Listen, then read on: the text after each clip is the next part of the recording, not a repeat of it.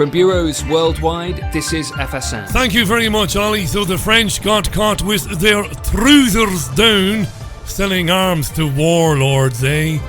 If you ever get a chance, watch a Nicolas Cage film called Lord of War. It's very revealing. And Betfred and Ladbrokes are taking bets on how long the next shaking episode of Angela Merkel will last. Alright, that might be a bit below the belt, that might not be funny. Richie Allen. Yeah. Welcome to the programme. How you doing? It's Wednesday's show. It's the Richie Allen Show. Broadcasting live on richieallen.co.uk and multiple platforms around the world. And now, here's your host, Richie Allen. It isn't funny. It's not funny at all. Welcome to the programme. I've got some brilliant guests lined up for you today. We're back up and running.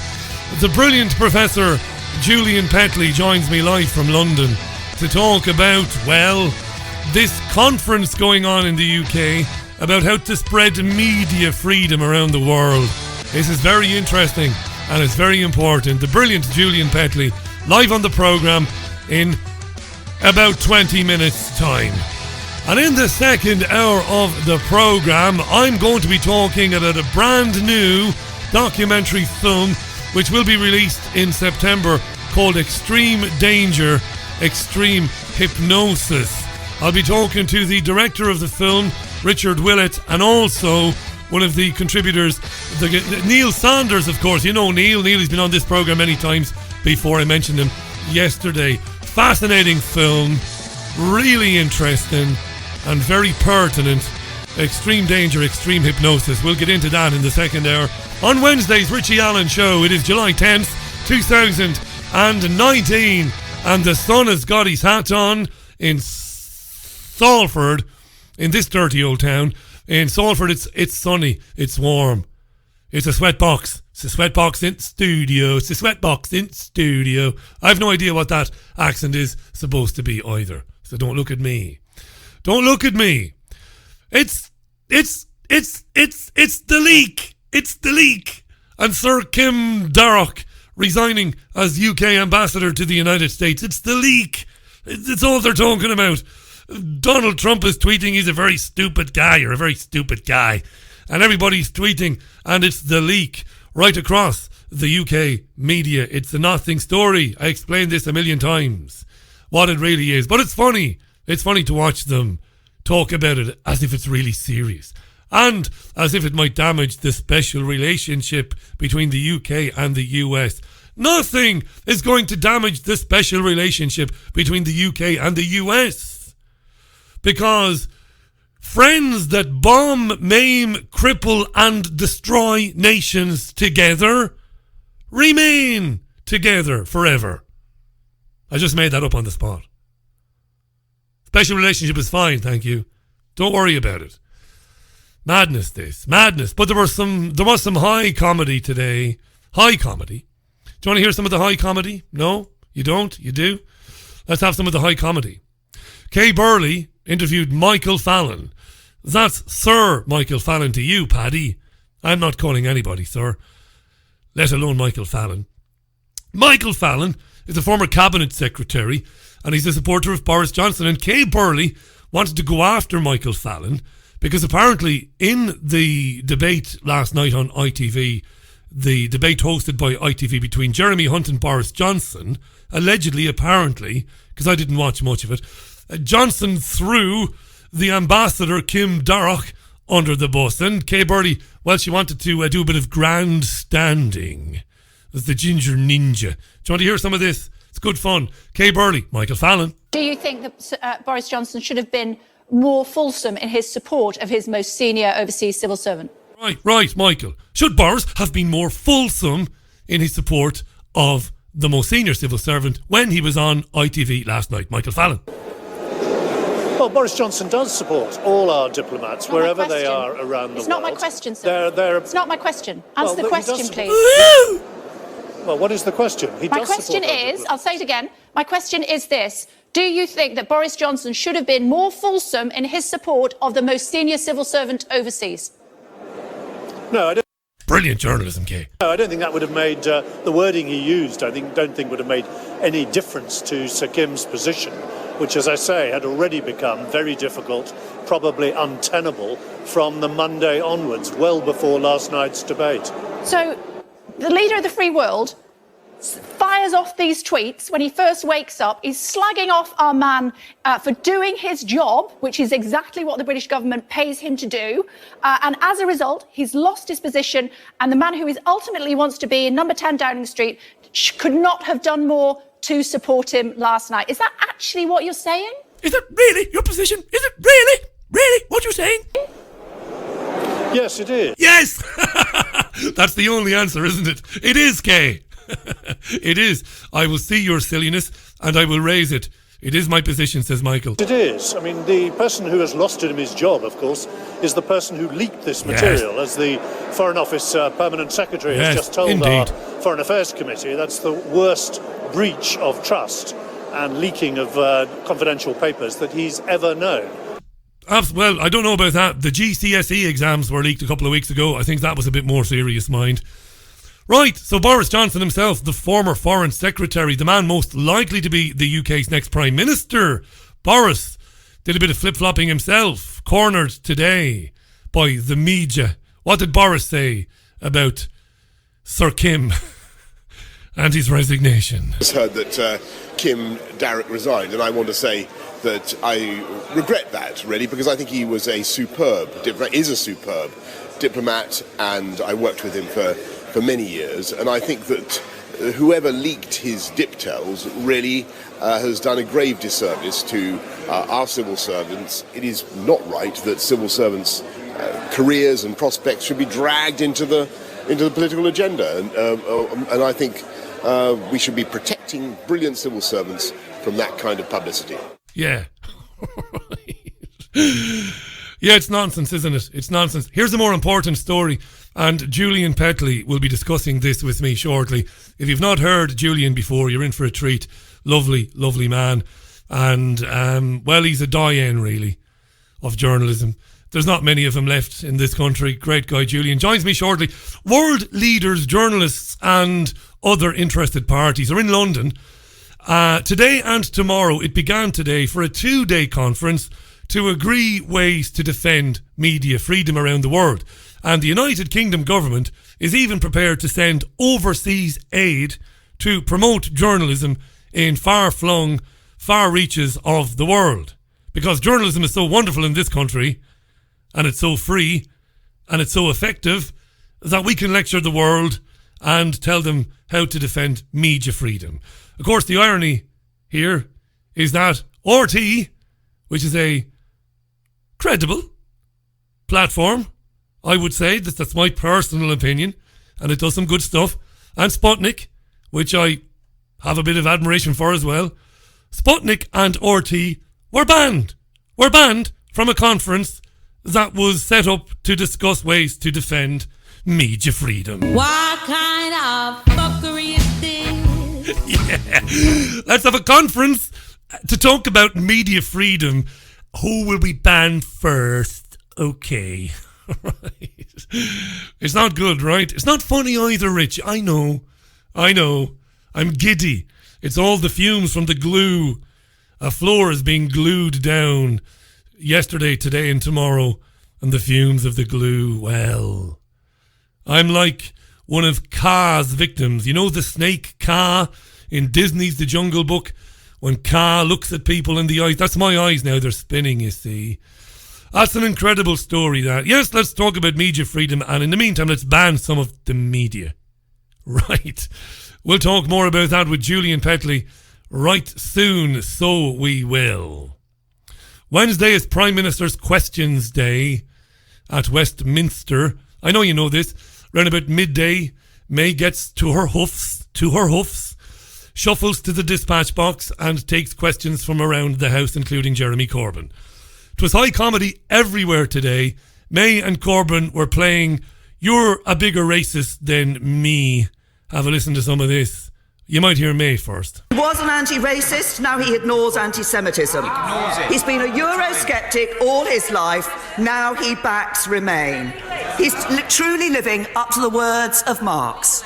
Those are my principles, and if you don't like them, I've got others. Not... Yeah.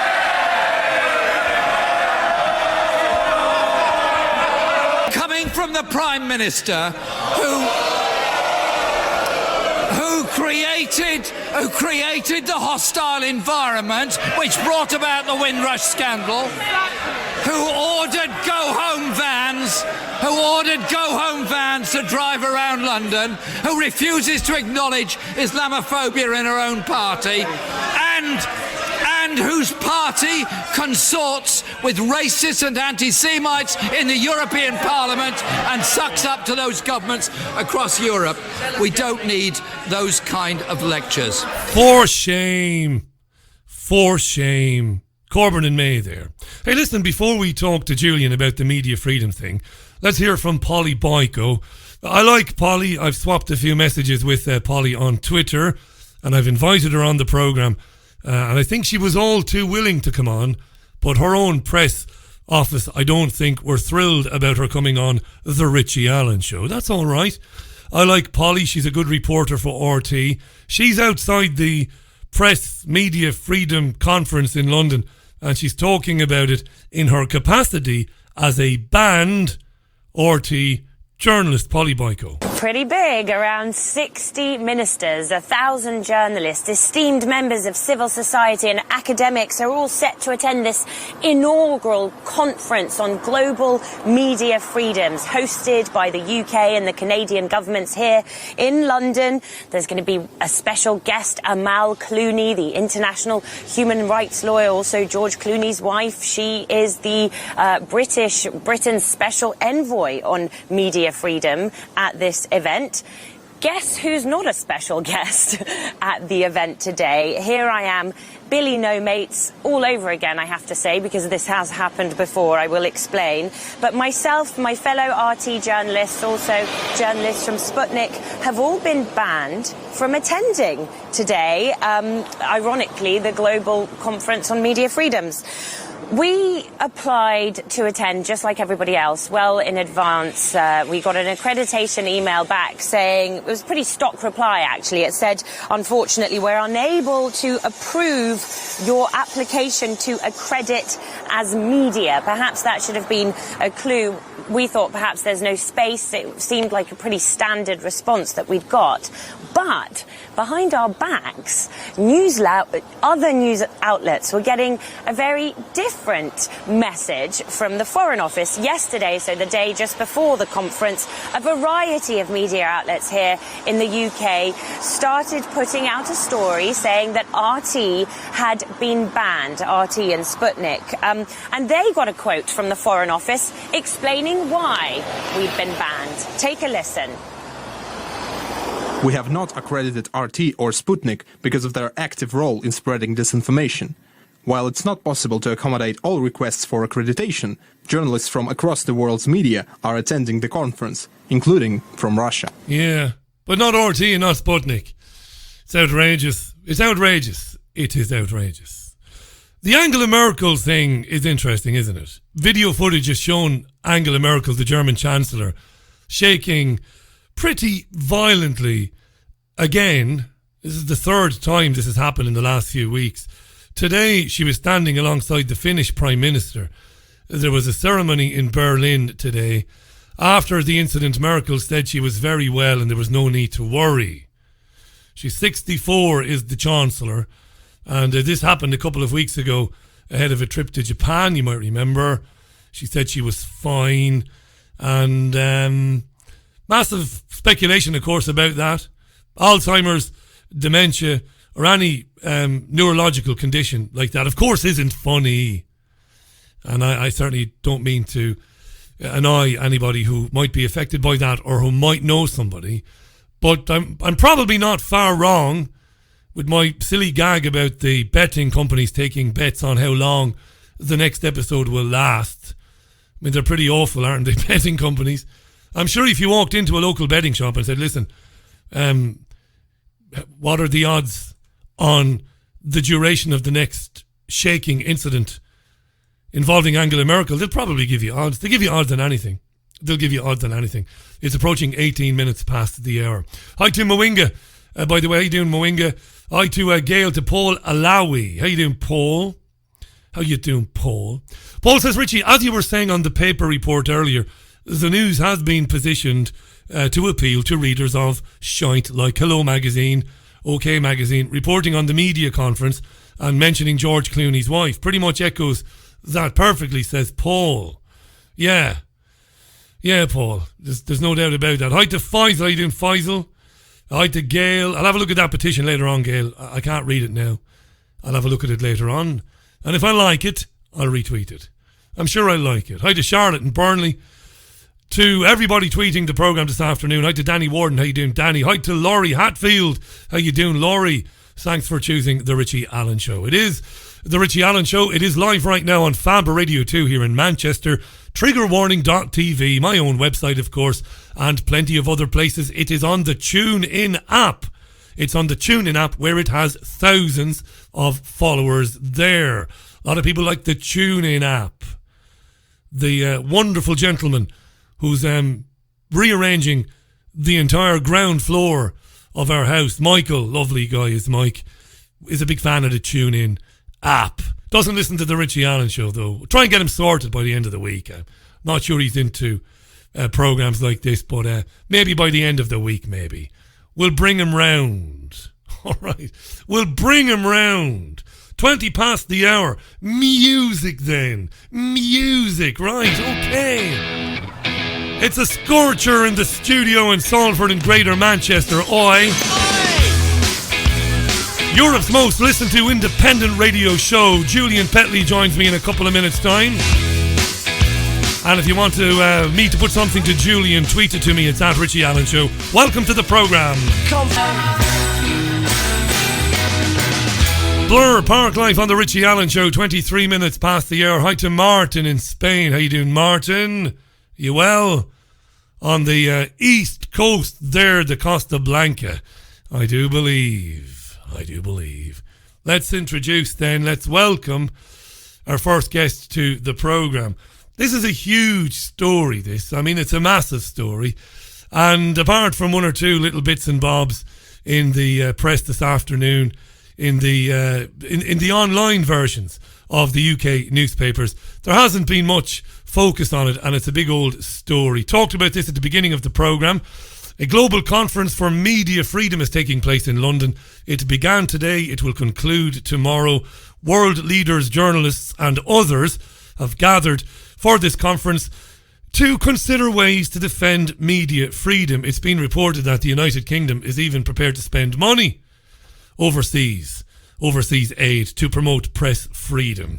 Is the United Kingdom in any position? Is the government, is this country in any position to be telling others how to defend media freedom? I don't know. Let's ask my first guest, and somebody I've admired for many years, and he's been speaking on programmes produced by me for a long time. He's a terrific journalist, an honorary professor at Brunel University, freelance journalist, media commentator, and one of the principal editors of the Journal of British Cinema and Television. He's a member of the National Council of the Campaign for Press and Broadcasting Freedom, and he's written and co-authored some very interesting books like Media and Public Shaming, and recently a book called Culture Wars, The Media and the Left in Britain. It's a pleasure to welcome back to this programme after a bit of an absence, Professor Julian Petley. Julian, welcome back. How are you? Hi, Richie. I'm fine, thank you very much, and it's very nice to be back with you again. Thanks for doing it. Your time is valuable, and I really appreciate it. Is the United Kingdom...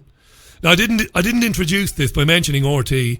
Talked about this yesterday, and Sputnik briefly until I ran into difficulties. Talked about it today. Polly Boyko did a really interesting report for RT outside the conference. Rather ironic to be talking about media freedom and banning media organisations from coming inside and participating. Are we really in any position as a country to be telling people how to defend media freedom, even Julian? No, in my view, we're not. I don't think we have at all a good record in the UK on media freedom.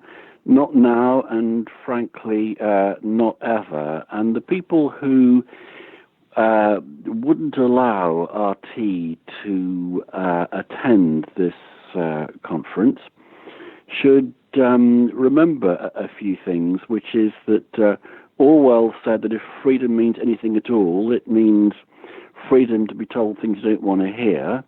And Voltaire, allegedly at least, saying, I will defend your right for you to say things that I don't agree with. You can't just have media freedom for people who you think are jolly good chaps and not media freedom for everybody else.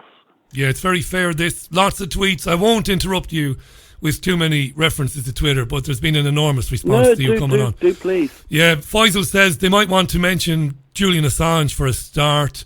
Some of these people. The press has been quiet on that front. Andy Newman says RT gets accused of spreading misinformation. Oh, the irony, says Andy. And David Stanford tweets, media freedom means media free of anything but the bull crap of the official narrative. A lot of angry people today.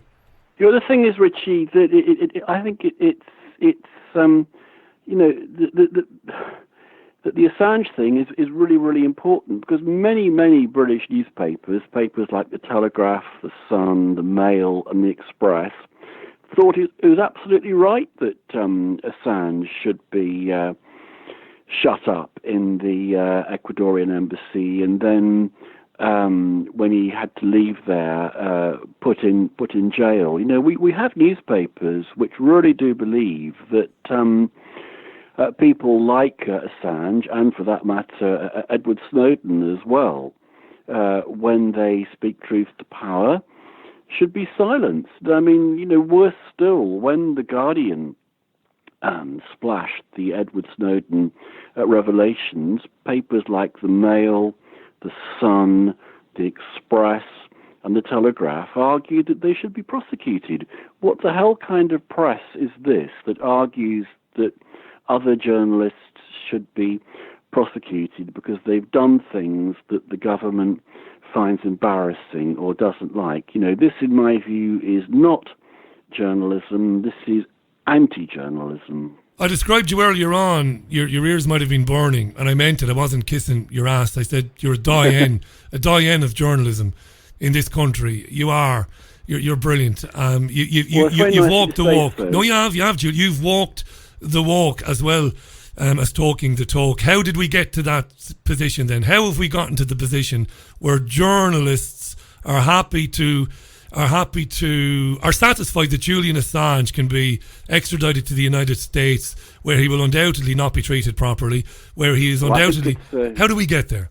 It's a very, very long story, in my view. I mean, with long historical roots. I mean, I've been a journalist, but I wrote, when I was a full-time journalist, I wrote for the magazine sector, and on the whole, I enjoyed doing that. I've never really done very much stuff for the daily press, so I don't want to. Basically, I like The Guardian. I think it's good. I think it is a good liberal newspaper with all the pluses and minuses that comes with a liberal perspective. I like the Financial Times, and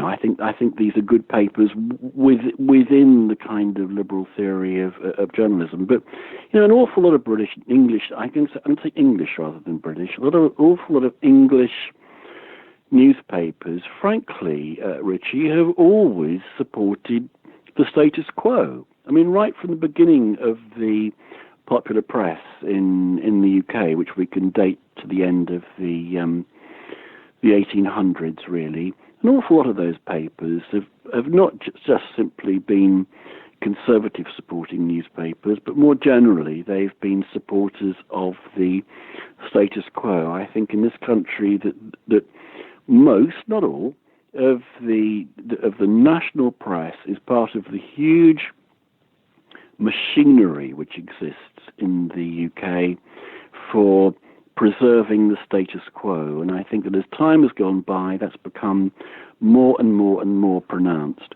Why? Because those newspapers which were left of centre, like the News Chronicle or the Daily Herald, or Reynolds News and a few others as well, gradually fell by the wayside. They fell by the wayside not because they couldn't attract readers, but because they couldn't attract advertisers, because the advertisers thought that the people who read those papers were not the kind of people who would buy the goods and services that the adverts were pushing.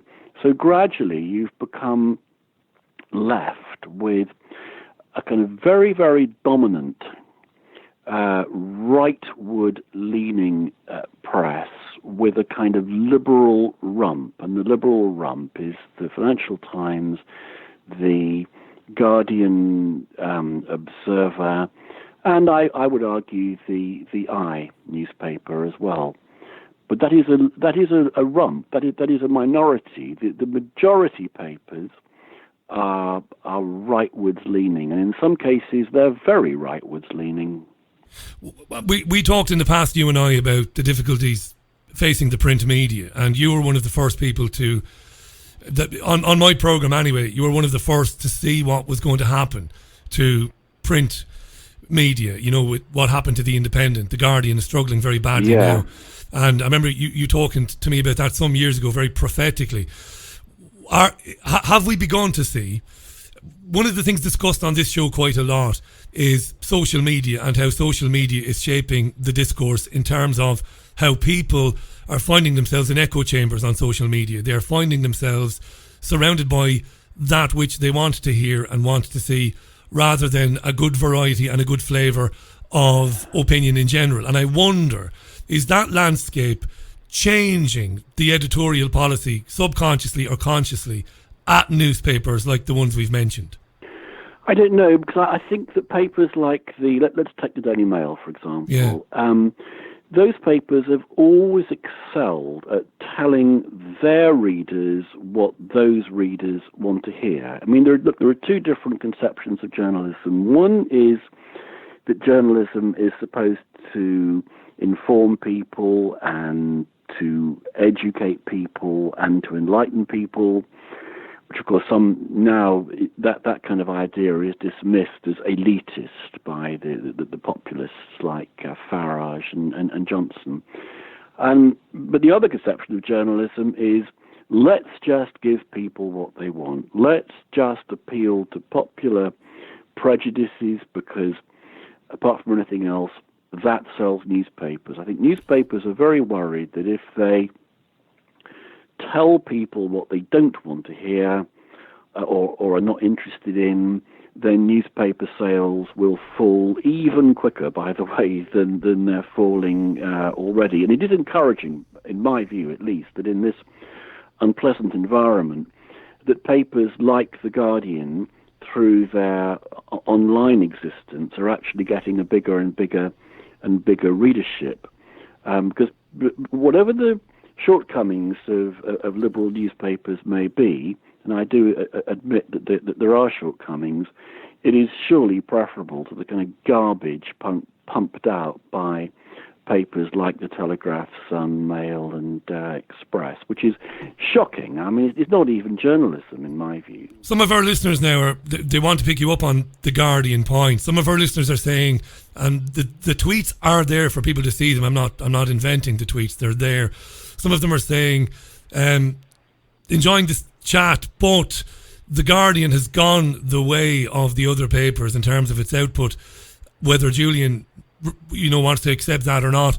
And one listener has tweeted, it does once in a while have a really good story, The Guardian, investigative journalism, but it's like they immediately then print a dozen pages of propaganda to make up for it. Why is The Guardian any different in terms of giving its readers what it wants, what its readers, because its readers presumably would be Labour Party supporters historically, they would reject... Well, I would say that people who read The Guardian would be people who are, let's put it broadly, left of centre. Yeah. I mean, I think the problem for a lot of people is The Guardian isn't left-wing enough.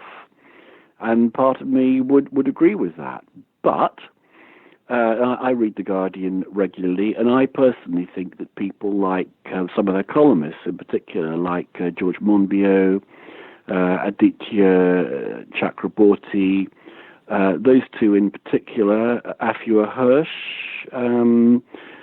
I think are people who are putting forward points of view which, at least in terms of the British press, are quite a long way to the left. I mean, we could all agree, listen, I would happily agree with people who are tweeting in that we could do with a properly left-wing newspaper, like, for example, Libération in France, but we haven't got one. And the only attempt to set up a left-wing newspaper, which was News on Sunday, I mean, it did fail very badly, it has to be said. So I will settle for a liberal newspaper with all the shortcomings of liberalism, which I don't need to be reminded about, because I still think that is preferable to the right-wing populism which pours out of papers like the Telegraph, Mail, Express and Sun, and the Times, by the way. Can I argue with daily. this point? Let me, because this is brilliant. It's really fascinating. Let me remind our listeners, an old friend and somebody I respect greatly, Julian Petley, is live on the line today. It's great to have Julian back on the programme. And we're talking about, initially, the conference in London that wants to discuss how to improve press freedom overseas, and it banned RT and it banned Sputnik. We've segued into what is happening in the UK, and it's very interesting.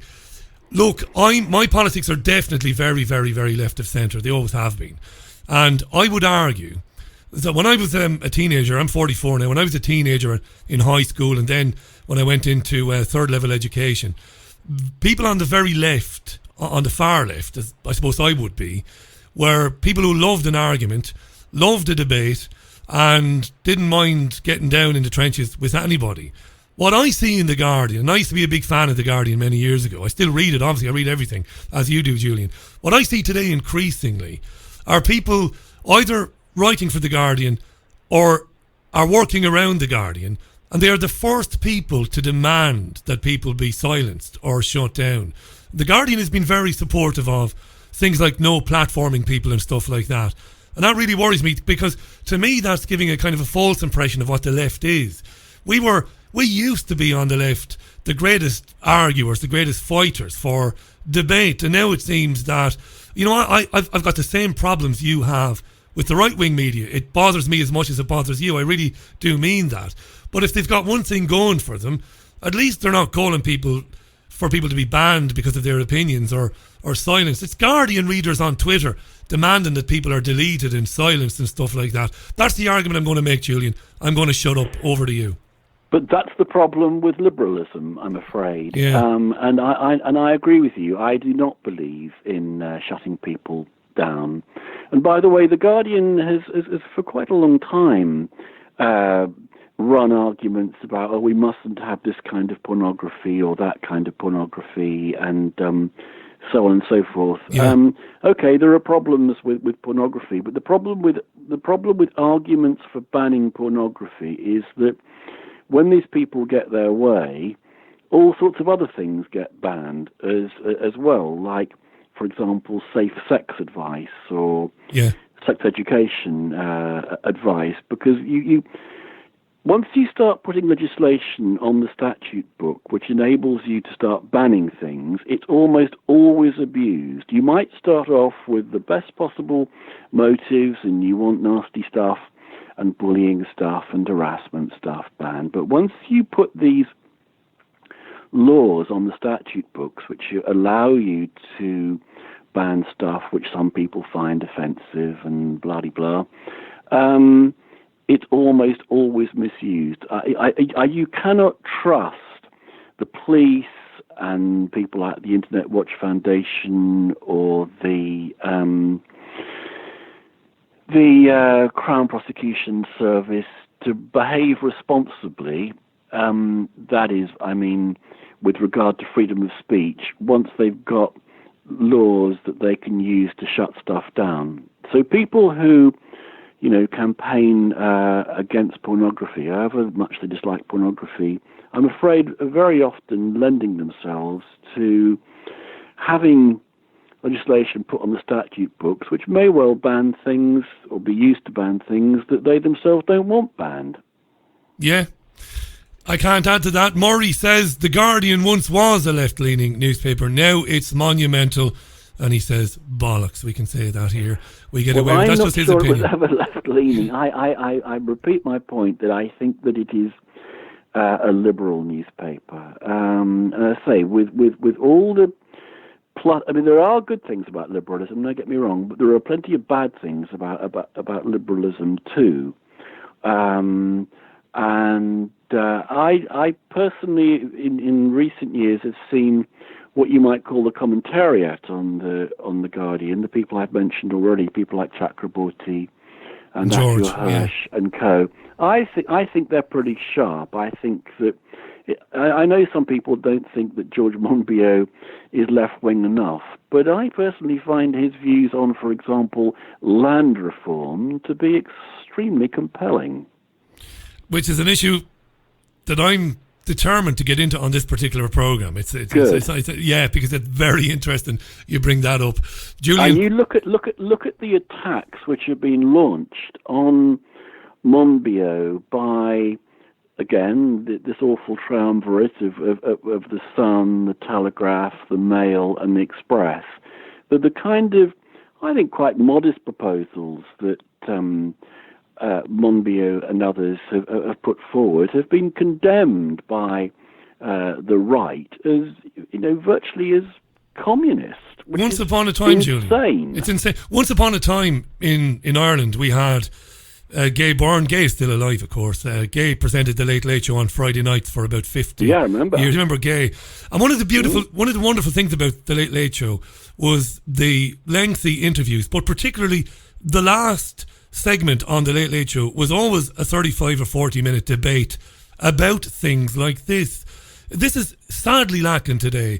It's brilliant you bringing up George's land reform articles, because those guys on the right, or whatever spectrum they're on, we should have that debate in public in a intellectual way. The trouble is that many of these people don't want to debate. That's one of the problems. Yeah. You and I have talked a lot about the importance of debate. In your program and the programs that you've been on before this one have always given people who want to debate real space to do so. And that's very, very, very rare in this media environment where, if you're lucky, you get 2 minutes on the BBC. Yeah. So that's why I really value what you do. But the idea that these people want to debate, in my view, is mistaken. You talked earlier on about the echo chamber. They only ever want to go into newspapers or onto websites or whatever with which they agree. They don't want to engage in debate with people who, A, don't agree with them, and B, may well be more knowledgeable than they are. You've only got to look at what happens when, Nigel Lawson was challenged on climate disaster, for example, to see that really he knew sod all about it. He had a series of absolutes. Yeah, you're going to want to murder me. I've got a bit of sympathy with Jeremy Corbyn's brother Piers about the climate thing. You'll call me a climate denier, but personally, no, because Jeremy Corbyn is not the same. No, I know he's not. As Lawson. No, I know that. No, I've got great. I'm a big skeptic of the claim that CO2 is driving climate. I'm a huge skeptic of it, not because because I want to be, because I just want to, because I want to dismiss it. But I've heard from credible scientists and geologists who dispute it. In fact, I had an academic on from a university in this country last week talking about it. But anyway, but I agree with you. Lawson's performance keeps speaking in a series of absolutes and not really understanding the science. But I don't believe that the debate on climate change has been shut down. But it's a very interesting one, and it endorses your point. That's one where, I saw Piers Corbyn, Jeremy's brother, who is a meteorologist and is a scientist, and he was brought onto the BBC about 2 years ago by Nicky Campbell on the Big Questions on Sunday morning. And he was interrupted, he was ridiculed, he was mocked and laughed at, even by the host Nicky Campbell himself. And I thought, that's pretty dreadful, that. That shouldn't happen. It should never happen. I mean, he has a point of view, and it's an informed point of view, and it should be listened to. Yeah, end of story, full stop, no matter what the issue is. I totally agree with that. Loads of tweets on this. Thanks for the tweets. It's at Richie Allen Show on Twitter. You can follow Julian on Twitter as well. By the way, I'll tweet out a link to where you can follow him there. Keep those tweets coming in. Hugely interested in this. My granny used to read The Observer on a Sunday, says one listener. She was a communist. She will be spinning in her grave now at what The Observer has become. I can't speak to that because I wouldn't have read The Observer when his granny was reading it, but so I can't comment on it. Maybe you've got a comment on that, Julian, on how The Observer has changed editorially. The Observer has been owned by some fairly dubious people, like Tiny Rowland, for example, who certainly used The Observer to advance his own business interests, particularly his mining interests in Africa. You know, we are not going to get perfection, in my view, but I still value some of the work that they've done. For example, when just take one example, when Paul Lashmar and David Lee exposed the fact that MI5 were operating a blacklist for the BBC of allegedly left-wing journalists who the BBC shouldn't and wouldn't employ. That strikes me as a very, very useful piece of work. Great story, and also the work they've done on Cambridge Analytica. And absolutely. Now, brilliant that is stuff. Extremely important. Yeah, and I look kind of... how that's been... That's not only been ignored by most of the rest of the mainstream media, but trashed. I mean, I think someone be really good to get on your show would be Carol Cadwallader, who I admire enormously, I have to say. Yeah, we reached out to Carol and others, but you know, look, you and I have had a couple of private conversations. There are some people who won't come on the programme only because I've had other people on that they think I shouldn't have had on, which really annoys me. But because we shouldn't ignore the fact that there is quite a lot of animosity against you personally and against the programme. I've also encountered this, and this is all part, in my view, of the strategy by the elements of the mainstream media, particularly the right-wing elements of the mainstream media, to try to discredit alternative voices. Yeah, and look, I've had some fruitcakes on the programme that have said some outlandish things, right?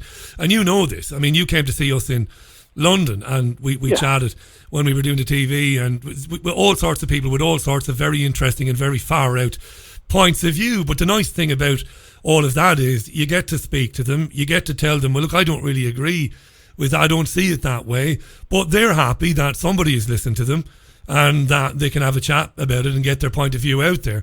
The thing is that you worrying. Get to interrogate them. That's the purpose of journalism, really, is to interrogate people with, you know, whatever views they have. You get them on the television or on the radio or whatever, and you get a chance to question them, whereas papers like the Mail and the Telegraph do no such thing. They get people on that they completely agree with, and then they spend the rest of the pagination trashing people they don't agree with. Yeah, I know, and I do go further, because I see that destroying the old left media as well, and I'm not just trying to be the devil's advocate here. I really do believe that. I see it every. And you know, one of the things I wanted to talk to you about, Julian, was there's been some excellent reporting done by various, well, not reporting, but some excellent papers written by academics, but by doctors and psychiatrists and psychologists of late about. Again, I want to go back just briefly to social media and how powerful it has become. I mean, Facebook now, 1.5 billion, nearly 2 billion users.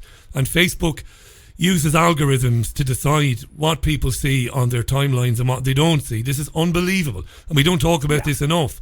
And what it's doing to people is it's making people more entrenched in their own point of view. And people like me and you, and I'm not bigging us up. I mean, I really am a curmudgeonly, narky Irish bastard at times. I am. But I am, Julian. But what I am not is I'm not entrenched in my political opinions. I am not. I love hearing from people who say, Richie, you're wrong. I'll tell you why you're wrong, Richie. That's my favourite sentence in the world. I'll tell you why you're wrong. Marvellous. But I think the social media age and where this is going to lead, I think it's going to lead to a very different type of person, human being, who is going to be increasingly incapable or unable to deal with others who think differently than them. And that's dangerous, Julian, for humanity, that is. I couldn't agree with you more, and I fear you may be right, but I think that the whole problem really with social media and with the internet in general is that it's a Janus-faced thing. On the one hand, it's never been easier to come across all sorts of different kinds of information and all sorts of different kinds of points of view with which you may or may not agree. And that, to me, is absolutely wonderful. I think it's a great, great, great thing. But doesn't sorry to interrupt you, Julian. I hate to interrupt you of all people. But doesn't Twitter and Facebook, you first of all, you're 100% right. It's brilliant. It's out there if you want it.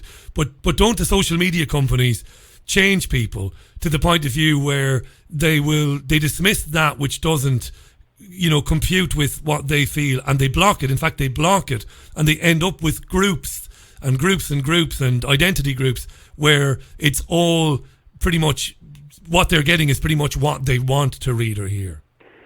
Yeah, but that's the worry. You don't have to be directed by Twitter or Facebook. If you're an independent-minded person who knows how the whole system operates, you can navigate around that. I think that the whole problem is that many people don't understand how it works, and the dangers that you talk about of people living in echo chambers and bubbles is a very real danger. But the same danger would apply, though, if somebody only ever read the Daily Mail and said, well, that's where those are the views I agree with, and that's all I'm going to read, and that's that. And that, has been the case in the past. I mean, now the readership of newspapers mostly is going down. So I think what my point here really would be that people need to be educated into how best to make the most of the great opportunities offered by social media and the internet in general. It can be hell or it can be heaven, and I think people need to be able to appreciate and access the good aspects of it, and by good I mean mind-broadening, experience-widening aspects of the internet, rather than the shutting down of the universe of discourse, which far too much of the internet encourages. But, this would bring us back to talking about the need for proper media education in schools, and proper media literacy, and teaching people how to make the best of all of this. I wish they brought back debating teams in schools. God, yes. Well, I've actually been involved in this because one of the things that I have been involved with is a project funded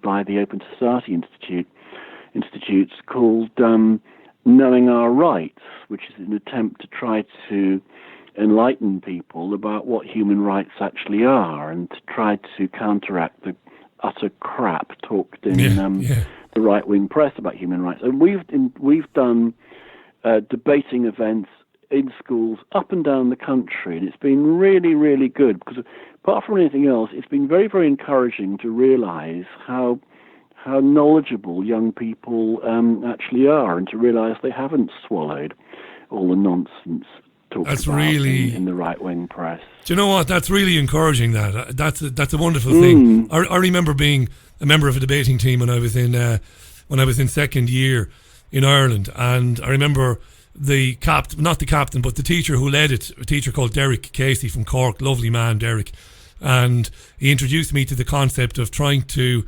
understand why people think the way they do. And it was a big shock to me to be told we're going to have a debate today about the future of Ireland, and Ireland being one nation again. And I had to take the side of the loyalists. And that was an amazing thing, as a Republican, as a young Irish Republican with, full of crap as I was with ideas. And he said, well, you're going to be taking the point of view that the country should never be united. And you're going to make a very cogent argument about that. Go away and research it. Drove me mad, But I did it. And I enjoyed it. And I began to start to see other people, not as horrible people because they disagreed with me, but just as human beings who came to their points of view as they did, because that's the way they are. And that's the way I am. It is very, very important to understand why people think the way they do. I mean, I think it's too easy to dismiss people with whom one doesn't agree as stupid or blinkered. And a lot of that has gone on around Brexit, for example. Oh, these people must be thick. It's actually really important to understand why it is that people have the ideas that they have, particularly if you, have to decide to change those ideas. It's no good telling people that they're stupid. You might tell them politely that they're misinformed. That's not the same thing as stupid at all. But you do need to understand why it is that people have the ideas that they have. And the only way we'll do that is by regularly meeting with people, speaking to them, listening to them. Listening is the greatest skill. You know as a journalist better than anybody. I mean, I did some brief work for City and Guilds and Fós in Ireland where I was introducing radio production to 16 and 17-year-olds. And I used to bang on, because my old lecturers used to bang on to me, the greatest muscle you have is the one between your ears, or the greatest muscle you have is your ears, are your ears. Listen to people. Get sweaty while you're listening. Actually get sweaty, you perspire. Listen to what they're saying, and then answer back. 2 minutes to the top of the hour. Julian, we've got Julian for 2 more minutes. It's been fascinating having you back on, Julian. You should come back on more often. And I know I've said this in the past. Don't wait to be invited on. You've always got things to say. And drop us a line and come on. See, this is an independent operation. I am the chief cook and bottle washer here. I produce, edit, present, get it on YouTube, get it on iTunes. I do all of that. So do come back. So you're optimistic. I'm going to give you the final word. Thanks, Julian. I'll give you the final word. You're optimistic. I'm a doom and gloom merchant. I think we're screwed in terms of the media, but it's not all as bad as I think it is. Well, I'm not that optimistic. I think that there are definitely positive possibilities, but there are some very, very negative ones as well. And in the end, and this may be an unpopular thing to say, I do think there needs to be a degree of regulation, not in the sense of censorship or banning things, but somehow or other diversity has to be regulated into the system. That, to me, is the most important lesson that I have learned. That censorship on the whole is a bad thing, but not all regulation is censorship, and I think that regulations which can try to regulate diversity, accountability, the public interest into the media, whichever media they are, can only be a good thing. Julian, come back anytime. Thanks for your time today. I really appreciate it. Hugely important. And next time you come on, we'll talk about regulation, because I'm inclined to agree with you, but I'd be very worried at the same time. But I know where you're going with that. That would be a great topic for. In fact, I'll get a journalist on. There are still some journalists in the print media today who will come on. I'll get 1 or 2 on who might take a different point of view to you. Yeah. And we'll have a good bash at it for 35 or 40 minutes. That'd be great. Julian, you're a legend, mate. Thanks for coming on. Love having you on. I really mean that. Look after yourself. And you too. Bye-bye. The brilliant Professor Julian Petley, live on the Richie Allen Show. It is, of course, Wednesday, July 10th, 2019. Great to have him back on the programme, Julian. Good to trigger some of you as well. No harm in that, eh? Good to trigger some of you as well, who take a different point of view than Julian. Right, we're going to be speaking with Neil Saunders and Richard Willett in a few minutes' time. We'll be talking about a brand new film about hypnosis and how it is used on society, on me, on our friends, our family. It's terrific stuff. This is an area of research that I love hearing about. I really do. And we've had Neil on before. Neil Sanders, mindcontrol.com, terrific guy, great journalist, a great writer. And Richard Willett is a really interesting guy, connected with Richard on Twitter, and I've been having a bit of a look into his background. He's the director of this brand new film, which will be released in September, and it is called Extreme Danger, Extreme Hypnosis.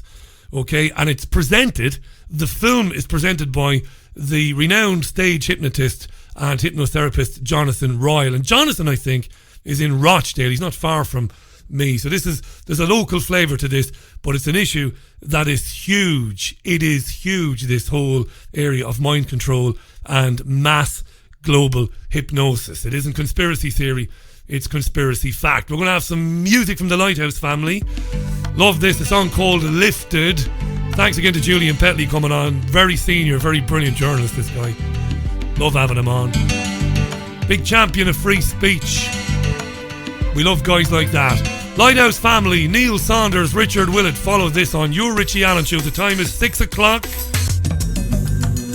Yeah, the Lighthouse family on the Richie Allen Show. 3.5, nearly 4 minutes past 6. It is Wednesday, the 10th of July 2019. Broadcasting right now on Fab Radio 2 here in Manchester. TuneIn Radio. Trigger warning, of course.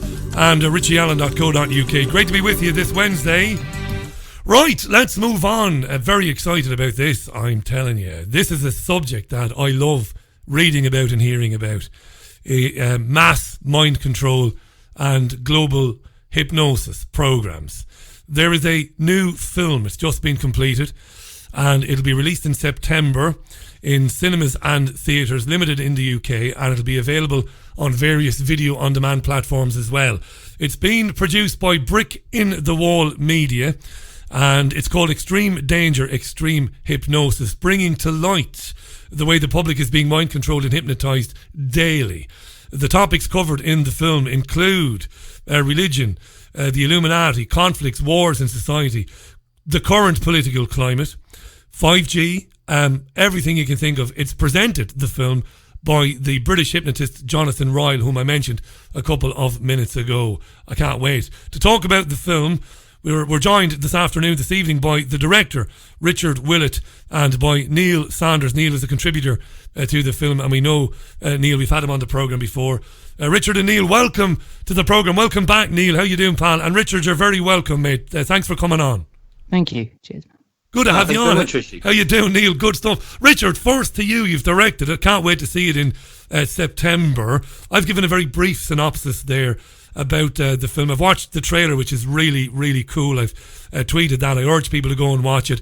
Tell us about the film, Richard. Why this film? Why have you directed it? What got you interested in this subject matter? Thank you for having us on, Richard. Basically, I've been around this sort of content for about 10 years now, kind of in and out. And I wanted to sort of look at a film that pointed out the consistencies in techniques of mind control and in consistencies in techniques of people understanding that these same sort of things are being done to you throughout different types of areas of your life. So I was speaking to Jonathan Royle. I knew Neil. We spoke, I think we did a podcast a couple of years ago, and we kept speaking since.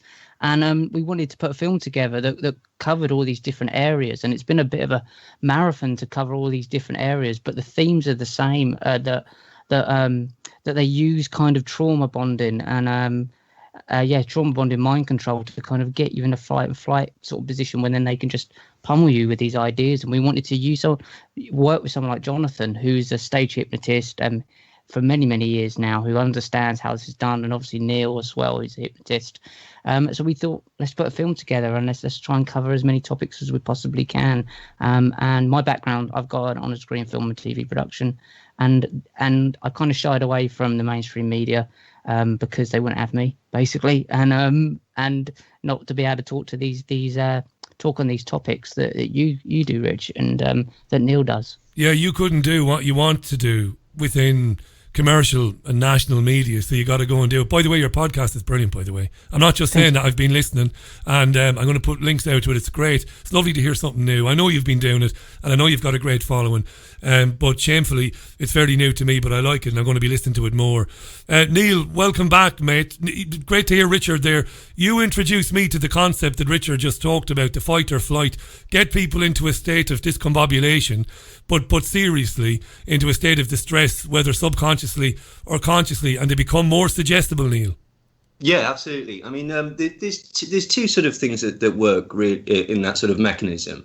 One is just simply to get people frightened by everything. You know, that could range from just sort of aspirational, existential, societal worries to am I getting a bit fat? To, oh my God, there's a terrorist coming at me with a knife or something like that. And the suggestion is, well, it's not a suggestion because they've essentially admitted to it, that it is very useful for the people at the top echelons of society to keep people constantly under pressure and under a certain amount of trauma, because as Rich says, basically, it prevents you from being able to critically analyze things. You need a response really quickly. When you're in a fight, say there's a bull charging at you, you need to either sort of kill it or get out of the way. You haven't got time to sit there and think, well, if we wonder about the way the bulls behave, you need to react. And that's the mind frame that people want, or that those in control want you to be in all the time. And the second sort of mechanism that helps this along is that basically people seek comfort in groups, perfectly sensibly. It's an instinctual drive.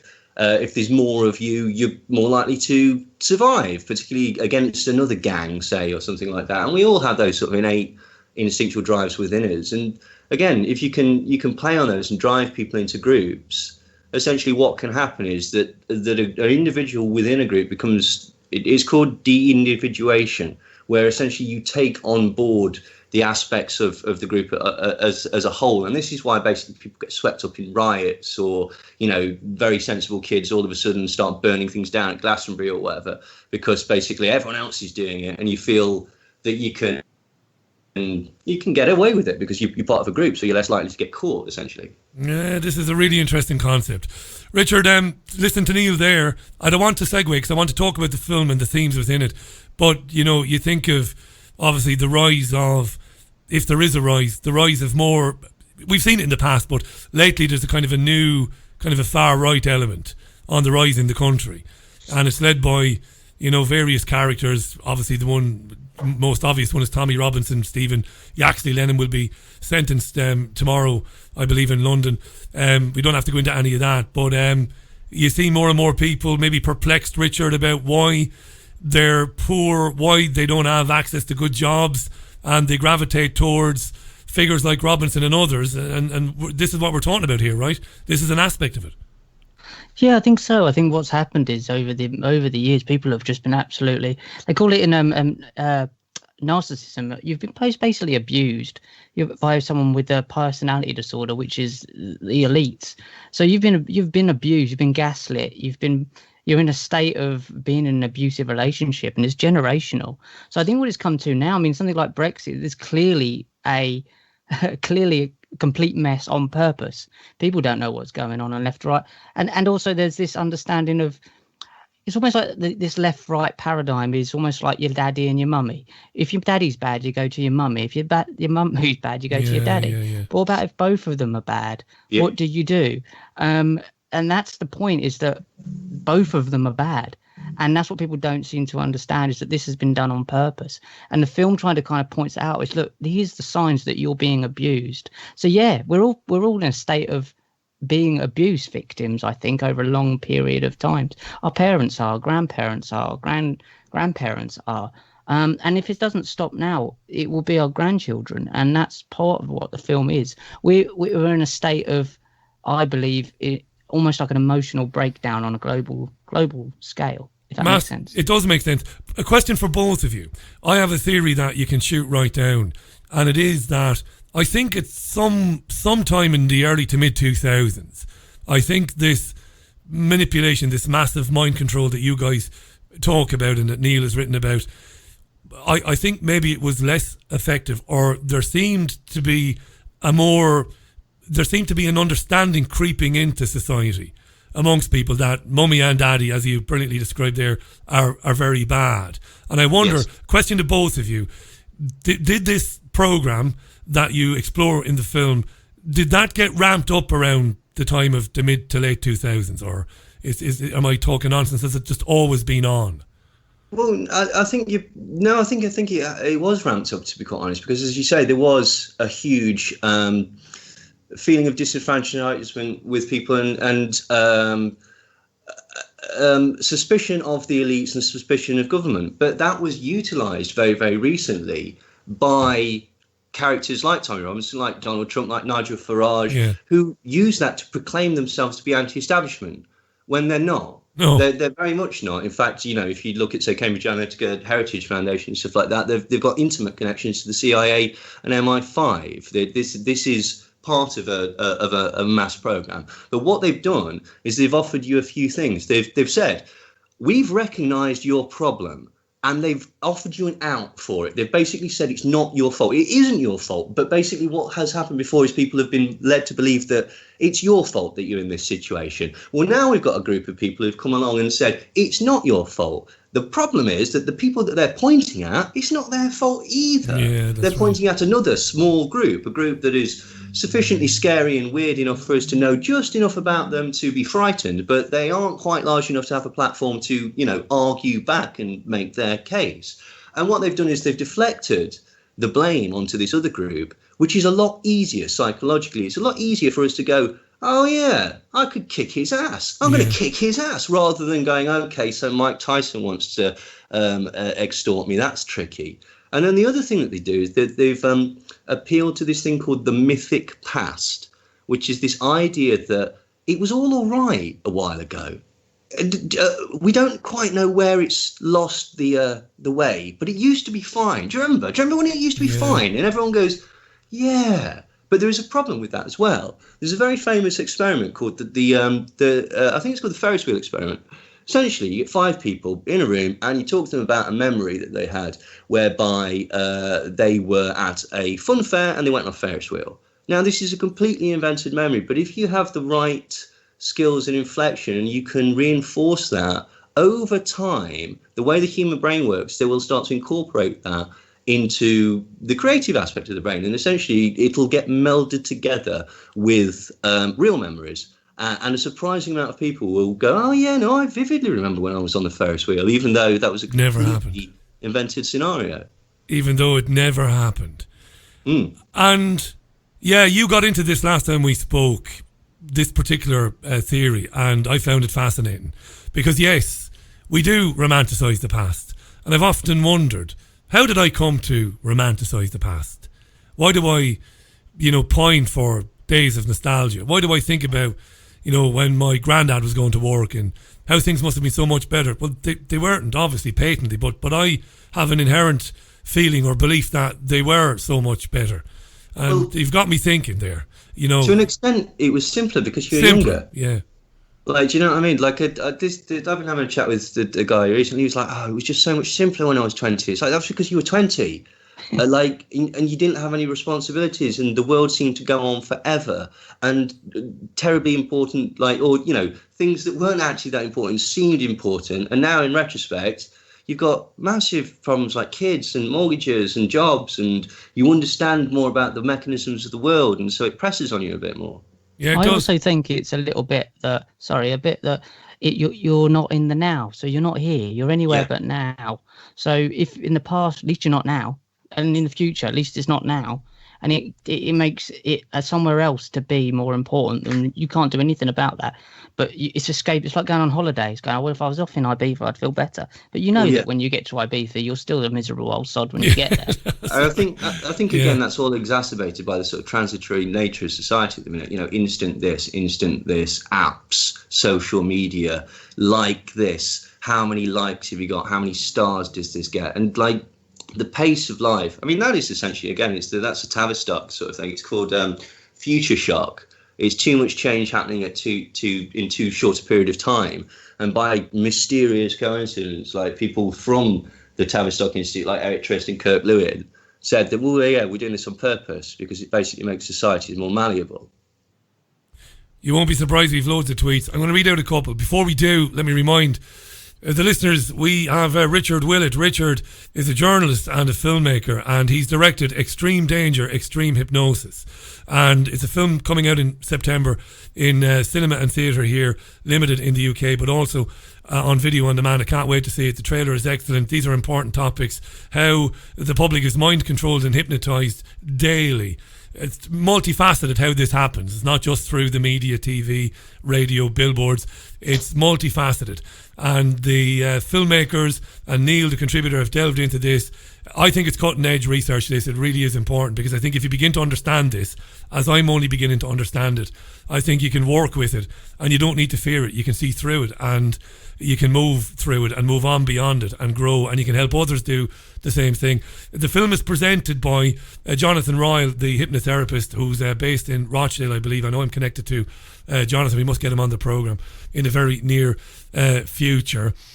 Richard, I want to talk about, because of your experiences and you not being able to get to do what you would like to do, because this is cutting edge stuff in the in the mainstream media. I wanted to talk about, I suppose, films. You know, what we see in the cinema today. We've got multiplexes today. That's a whole other issue we could talk about. Often 3 and 4 cinemas showing the same film. Film and entertainment in film and Hollywood productions.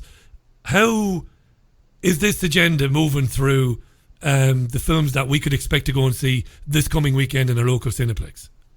Well, I think it's quite been apparent for a very long time that these ideas have been put out to test what I think is caused twofold. It's to test your reaction and also get you used to sort of things like Satanism, which are this Epstein things coming out, and it's clearly that there's this global world trafficking child abuse thing that's been exposed by someone like David Icke since the mid-90s. I mean, this is not new to people who research this stuff.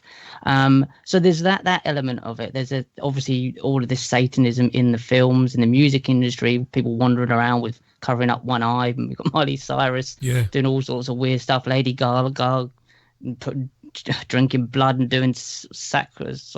Let me be the devil's advocate, Richard. Richard, hang on just 1 second. Let me be the devil's advocate, right? Because I saw the trailer. I know you've interviewed Gareth Icke about this, and I'm very fond of Gareth. I know Gareth, obviously, and I love this. Now, some of our listeners will go, right, the videos, they're just cool costumes. Putting the hand over the eye, give me a break. What's that? It's just a silly thing to do. The 2 fingers extended on each hand, the old horns. We watch Iron Maiden on YouTube, and the fans are all giving it the devil's horns. It's just a thing they do. What sort of symbolism could it really mean, and how could it impact on anybody, Richard? Well, absolutely. It is if you don't know what it's there for. But it also, if 2 people understand the signifier between the 2 people, it's a communicative device. Right. So it doesn't really matter whether they're doing it and they don't know what they're doing. Most of them will, or be told to do this. I worked on a documentary a few years back. It never came to light, with Brian Harvey, used to be in E17, and he would tell me about some of the things they'd put in their music videos. And looking back on it, it's clear that he was spot on about this, regardless of what you might think of him as a person. Oh, Brian's all right. Yeah, he was perplexed, was he? Looking back at the videos, he was like, what the hell was that about? Right. And he's in it. I mean, there's all sorts of people around him at that time. And I mean, that's a completely different story. But these symbolism is there for people to acknowledge between them. I mean, this is a coded language that we're not supposed to understand. That's the point. So, yes, it can be artistic. Some people are going to do it just to try and look cool or fit in, or even my 8-year-old nephew mentioned Illuminati 2 years ago. It completely baffled me how he even knew that was. And it was kind of a joke, but that's the point. So yeah, of course it's going to be used, but it doesn't really matter because it's an in language. I think Neil will know much more about this than I will. From what my research shows is that these symbols go way back thousands of years. They're not anything new. They're used across the board. They're used as signifiers, a wink and a nod, like the Freemasons, to show that I'm in the gang, or this person who's in the music video, whose record deal has been paid for, is part of, or will do as I tell them to, because that's what the game is. This thing is huge, this network. This isn't just music, film. This thing goes... It's the real World Wide Web, as far as I'm concerned. This conspiracy and this lie and this thing that's been around probably since the late 1700s. Yeah, do you want to come in? Thanks, Richard. Do you want to come in the symbolism, Neil? Because I remember speaking to David Icke years ago, and David would echo, I think, what Richard just said. But I think David said something to me about these symbols.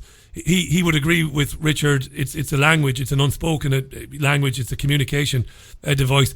But even for the innocents, and let's say we're not innocent, we're three guys, we rough and tumble with everybody else. We've got our good points and our bad points. But in terms of this, we're innocent, we're decent guys. It does have an impact on us. It does have an impact on the viewer. And I think David said to me some years ago, these symbols, they make a sound. Whether you can hear it or not, it is having some impact on the viewer. Neil. Well, I mean, the thing is that you're quite right, and to play devil's advocate, because essentially the waters have been incredibly muddied since sort of the advent of YouTube and such like that, because people started pointing this out. Yeah. And so people started putting symbols in their videos as a way to either be edgy or to get a secondary market, which is very, very, complicating. What is more interesting is looking at the sort of people like, people within the industry like Noriega and things that Prince has said, perhaps things that Bob Dylan said, and a lot of people have said things that Cat Williams has said and stuff like that seem to support this theory, because you can't deny that there is a running theme that goes through it. Give us an example now. You mentioned Bob Dylan and some of those. What sort of hints did they give over the years? Bob Dylan said something along the lines of basically he made a deal with the great commander-in-chief of the entire universe and the next or something, but he did it in such a way that it didn't seem like he was joking, or he's got the driest sense of humour in the world. But there is a second aspect of this, though, essentially. It's the immersive aspect of cinema, because essentially a lot of cinema is an advert. It's an advert for the military, or it's an advert for a lifestyle, or it's an advert for what would be called manufacturing consent, which is essentially like, if we can set the norms of what everyone says is right and wrong in society, then, we're the arbiters, we're the referees. Now, some people now, I'm a hypnotherapist, and a lot of people, when they come to you, they're really worried that I don't think that I'll be able to be put under. I don't think you'll be able to hypnotise me. So I always say to them, as I was taught, have you ever cried at a film? And they'll say yes. And I say, okay, well then you can be hypnotised, because what you've done there is you've allowed yourself, it's not real. You've allowed the emotion and the immersive sensations of the situation to override your rational thinking capacity, and you're acting on a purely emotional level. And then the second thing that I would say to them is, don't worry, because I don't hypnotise you anyway. What I do is I provide the relaxing circumstances that allow you to put yourself or lower yourself into hypnosis, because you don't hypnotise people. You provide the distraction and the relaxation techniques to basically lower their brainwave activity in such a way that basically you bypass their critical analysis and you speak directly to the subconscious. And this is why people fall asleep watching television. It's not because of the flicker rate, as some people think. It's because of the learned action, the learned repetitive action of sitting down and interacting. And, you also associate it with relaxation, and you start to sort of not focus on it and drift off. And the noise just starts to be a burble in the background, and before you know it, you're asleep. And that's why so many adverts are very, very bizarre, because they know that when you're watching television, you're usually in that sort of lower brainwave state. And so essentially all you need to do is you need to associate something positive with the product, like a beautiful girl, or an aspirational lifestyle, or something like that. And then you put the product next to it. It's very much like Bill Hicks said, 2 fingers right there, and she just says, drink Coke. That would work. In fact, we've seen adverts that are actually remarkably similar to that. This is fascinating. Paul says the penny is dropped. Richard is one of the co-directors of the documentary that explores narcissism and the addiction to social media. Is that right, Richard? It is, isn't it? Yes, it is. Yeah, that's plugged in, the true toxicity of social media reveal. It's hard to say. I'm going to make a note of this. This is really good stuff. You've really engaged the audience tonight. Neil Saunders and Richard Willett are our guests. Richard has directed this new film. We will put links out to the trailer again, and I know there's a Facebook page as well. In fact, if you're on Facebook, just look for Extreme Danger, Extreme Hypnosis, and you'll find Jonathan. who's presented it very quickly, and you'll get information there about when the film is likely to be released. It's September. The guys are aiming for hugely important stuff. This, and what Neil was talking about there, Richard, the techniques that he would use and how he described that he creates the environment for the person to essentially relax and to go deep within themselves. Well, the powers that be, or the people that are hypnotizing and seducing us, they're using this technique. They're using it through the media, through music. Music is obviously a big one. When we talked about symbolism in videos, but music, Richard, is huge, isn't it? The music we hear when we're in our cars, on radio stations, no matter what we're listening to, whether it's a rock station or whether it's an R&B station, I understand that it doesn't really matter. Yeah, I think so. I think Neil probably correct me if I'm wrong, but was it one of the Rothschilds that changed the hertz of how music's produced? I don't know about that. One thing that I do know, if I'm honest, I just don't know about that. But one thing I do know is that actually it can matter. For example, a drive time DJ can speed up or slow down traffic depending on the tempo of the music that he plays. Yeah. I mean, we use music for, marching bands and, funeral marches, stuff like that. But essentially, why did Marines sing songs as they jog along? Because essentially, it bypasses a certain part of the brain. It's been shown for some strange reason to actually sort of increase or decrease fatigue. And that's why sea shanties and stuff like that are very effective. It's bizarre, but music has an incredible effect on people. Again, it's that positive association thing that can also be done. I had a joke in one of my live stage things where I was talking about music just being a positive association, and just for no reason the power of love comes on and it just flashes up my book. And that, again, that works. If it's called a mnemonic jingle. It's an earworm that gets in your head in order to make you remember the product. A number of listeners have asked me, when I mentioned you were coming on today, I think everybody who gets some information through the independent media, they've watched the John Carpenter film They Live. And that was a very important film for the aforementioned David Icke. He's not got as many mentions now. It's been a long time since he was mentioned as much. But he talked about it in a very early presentation. He was very fascinated by it. Was John Carpenter onto something? Were the filmmakers onto something? That film, I believe, starred a wrestler called Roddy Piper, and he saw the world differently when wearing glasses and not wearing glasses, and he saw it through the advertising and stuff. It's certainly true on an analogous level, isn't it? Like, do you know what I mean? This is the point. Like, advertising is there to lie to you, to direct your behaviour in one way or another, some on a sliding scale of nefariousness. But once I mean, you actually said it earlier, Richie, basically, like, it is very much like a magic trick. Once somebody's shown you that the coin is hidden behind his finger and he moves his hand around in such a way that he's distracting you with his other hand, then you go, oh, it's in your pocket, mate. You're not so bamboozled. You don't fall for it. So yeah, it is. It's working out the method. So once you see it and you go, oh, I've seen this before. Hang on, I see what they're trying to do. Yeah, and that's what the film's about. The film is about looking at all these different areas of your life: religion, politics, policing. It goes into medicine, it goes into 5G, and looking at these same tricks and sleights of hand that actually are the same tricks across the board.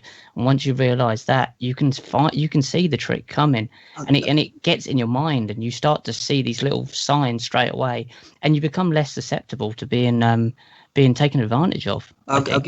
I'll give you two examples straight off the top of the back that are related to music. Church services in evangelical places and shopping centres. And just like, what the hell, Neil? Right, allow me, just indulge me. When you watch, say, Benny Hinn or one of these sort of nutters on the telly, and they've basically got huge arenas of people who are sort of readily shelling out money into their gold plates and never once questioning it, there's certain things that they're doing there. You'll notice they're all stood with their arms in the air. Yeah. Now, they're praising Jesus, obviously. They're not. They're in a torture position. And they're being fatigued. There's music going on. Now, how music works is that basically it fills up a certain amount of brain matter. You've got to think of your brain as like a sort of bandwidth or whatever. And if you can fill a certain amount of that with music, boom, done. You've only got a finite amount of reasoning capacity left over. And that's exactly why they have people on stage. This is the same reason that they have it in supermarkets, essentially, because If you're thinking less, you might be tricked by the other advertising mechanisms that are going on there, like red stars and chocolate by the till and stuff like that. Well, in the sense of the evangelical church, what they're also doing is they're getting you to repeat a mantra. Now, this would be a hymn, or every so often they'll say praise Jesus or amen or something like that. Not suggesting there's anything terrible about those particular words. It's how the words are used. What they're doing is, again, it's that hypnotic, repetitive thing, whereby you've got a certain amount of your brain full, you've got a certain amount of your brain thinking, oh, good crikey, I'm tired. And then you've got a certain amount of your brain remembering these mantras and acting it out. Also, you're then part of a larger audience, a large group. So that de-individuation takes place and you become, again, part of a larger audience, essentially. And you don't even realise it. This thing is going like, wow, I feel so drained, so emotionally drained. Wow, I was really touched by the spirit. And then you check your wallet. This will make sense. This will make sense to a lot of people. I've got a question for Richard. Before that, though, friend of the program's Coca Bell, who is a musician and a songwriter, she says, Richie, when you add the 3 frequencies from a chord and divide them by 3, you'll get a harmonic series that'll run in sequence 3, 4, 5, or whatever. This is why we begin at 440 hertz, so that it adds up. No conspiracy to interfere with your pineal gland, says Coca Bell. That could well be it, yeah. I mean, I all I did was I read something. I know Gareth like records things in what was the different type of hertz that was recording before. So yeah, there was a changeover at some point. Yeah, it's just an opinion. Yeah, thanks for that, Coca Bell. She'll say it's a fact, but it's an opinion. Now, the illusion of choice. Again, folks, Richard Willett and Neil Saunders are our guests. You know Neil from coming on the programme. This is Richard's first visit. We'll have him back again to chat to him about his career and his podcast. Extreme Danger, Extreme Hypnosis will be available in September. The trailer is brilliant. This is really, it is cutting edge stuff. And I'm not trying to oversell this. It is cutting edge stuff, this. The illusion of choice. This is scary stuff for people. Even, you know, for a guy like me it's difficult to shock me. This idea that, I'm a big tough Irish guy. At least I pretend to be anyway. I'm not really in real life. But I think that I'm in total control. I'll decide what to wear. I'll decide what, colour I'm going to paint the walls. I'll decide which film to see. And I'll decide for myself what I think about religion. I'll decide for myself what I think about politics. But I'm getting increasingly more aware of, and it's down to the work of guys like you, and I mean that, I'm not patronising you, that a lot of the choices I think I've made, I didn't make them, Richard. I think it's because what we're kind of understanding is, yes, we can make choices, but only amongst the choices that we're given. The narrow band. If you give me Boris Johnson and this other Wally, then what choice have I got to choose one of them? I've got to kick up the arse or a slap in the face. It depends on what. Yes, you can choose, but I will give you the things you can choose amongst. And all of these choices really lead back to what's best for the person who's selling them. So yes, we have choice, but it's a fragmented choice. It's not a choice on understanding. If we don't know who we truly are, who we are as people, if I'm not actually, like David Icke says, he's not David Icke, he's part of a consciousness. If we don't understand who we truly are, then how can we make choices? We're only using the information that we've got. Yeah. And for many, many years, it seems like thousands of years, the information has been controlled. So it's coming to a boiling point now, I think, where the information needs to change. So the very, very, very quick example of that is this left-right paradigm. There is no left-right. There hasn't been for years. I mean, how more blatant can it be than a vote that's been overturned? I mean, so there is no left and right. So what do you choose? Where do we go? And I think people hold on to that left or right, Labour or Conservative, fear. Because what else do you do? They worry about anarchy. You hit the nail on the head, Richard, because I've had conversations with people and they've said, well, what else is there, Richie? Anarchy? And I had a conversation with a lady recently and she said, I think you might be right in your assertion that we will never change anything through the ballot box. But imagine we got rid of all them. What are we left with then? She said, the fittest, the strongest are knuckle draggers like Tommy Robinson and the morons that follow him around. Are they going to be running things? And that's a real fear that people have. Genuine fear. Yeah, I agree. But also it comes down to individual understanding. And I think it really does come down to, and it sounds really airy-fairy and spiritual, but I suppose you've got to kind of be the change that you want others to be. So just treat people well. And if you want people to treat you well, and treat them well, it has to. I actually think that one of the ideas is to bring it back down to small communities. My dad used to be a greengrocer. When I grew up, I'm only 38, but when I grew up, ain't that long time ago, we had a greengrocers, we had a sweet shop, and we had a newsagents, and we had a butcher's, all in one row, in a small area.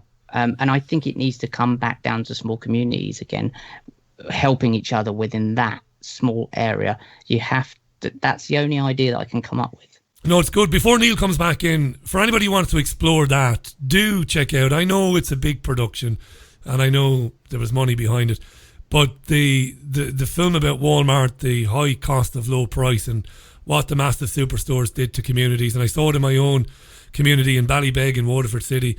It's really important what you're talking about there, Richard. We could do a whole show on that. Just before Neil comes back in, loads of tweets. Patricia says, it seems to me the same mind control for the good Christians has been used for the control of the cult followers of Trump. These people need to step out of their control systems and try to think for themselves. That's just my opinion, says Patricia. But Neil, on that, Richard spoke very well there about the illusion of choice in politics. But how do I know when I decide on any given morning, like last Saturday morning, out of the blue, Neil, I'm sitting there, there's a load to do, moved into a new house, it's like a bomb, there's plenty to do, and all of a sudden I get an inclination to go and buy something. I'm not going to say what it is. It's not dirty or smutty or sexy or anything like that. But I got an inclination, and I did. Now, was that just my imagination all by myself, or something else going on? This is what scares me. Is any choice made really my choice, or do we go right down to the bare bones of when I get up and go to the fridge? This is what I'm getting at. I worry about it. How deep does it go, basically? It can go pretty deep, because essentially, there's advertising is an incredibly huge industry that works on association and mechanisms that you don't fully understand. So what's happened with that is either the slogans appeal to you, the idea of the products appeal to you, or the idea of what the product represents appeals to you. It depends very much on what it was.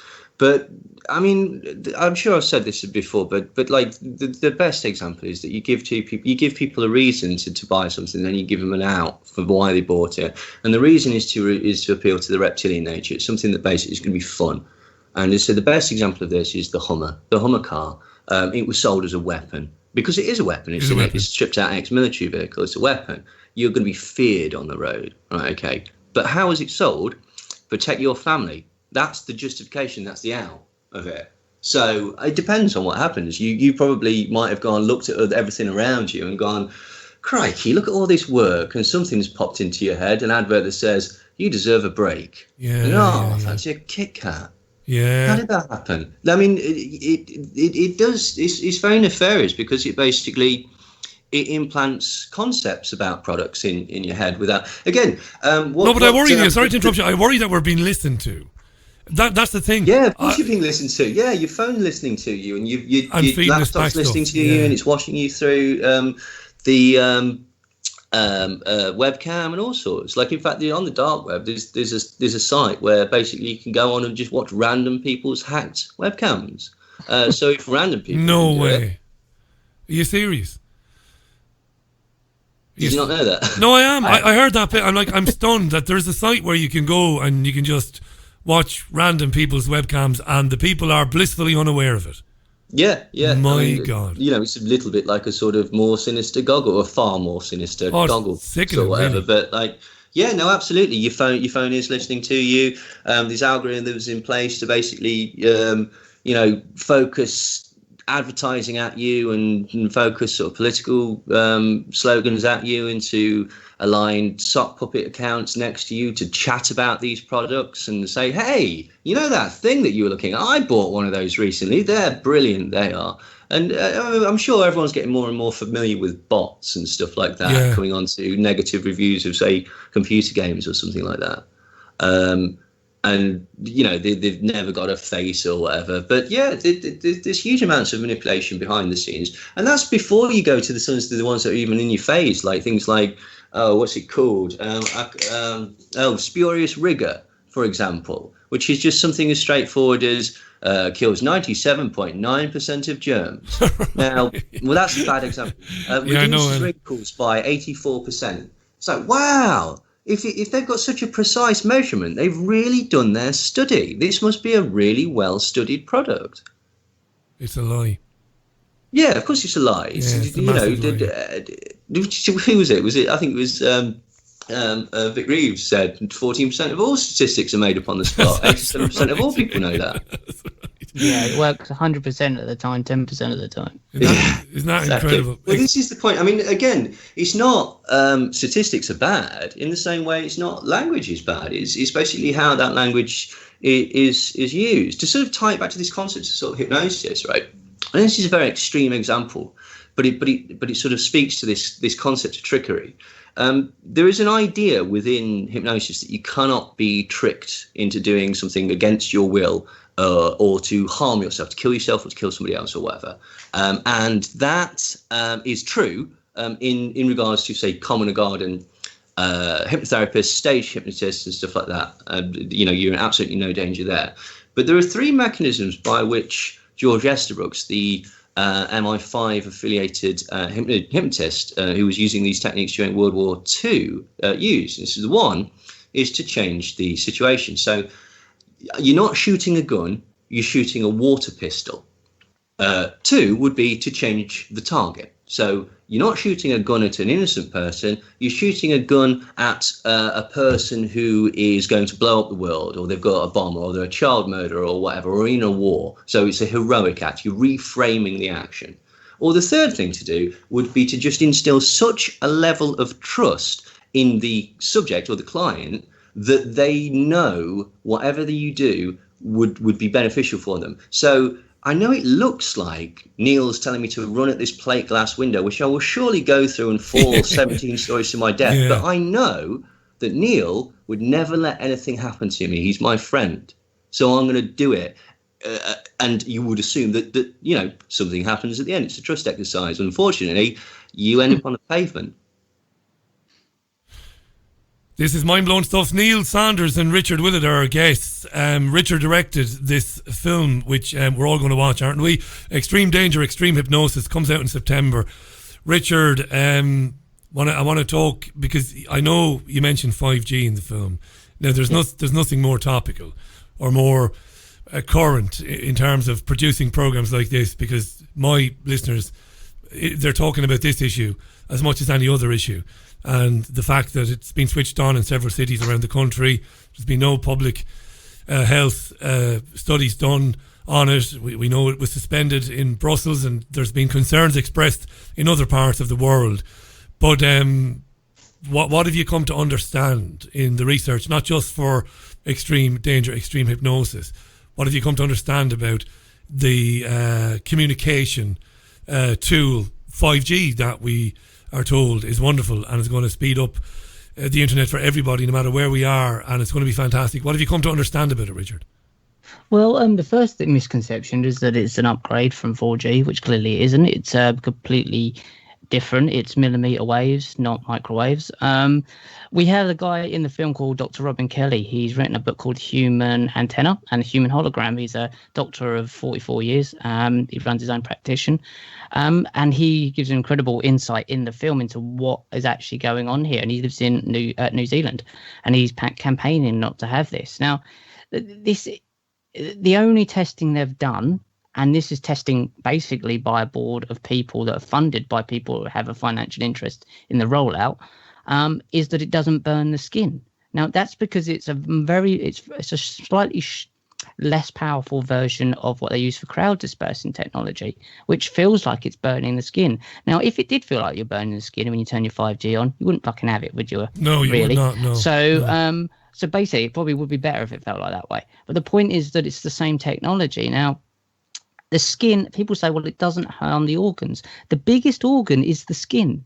If you don't have skin, you don't live. It's ridiculous that people don't actually realise the skin is an organ. So why do you think the rates of cancer are going up? We've had microwaves since the late 80s.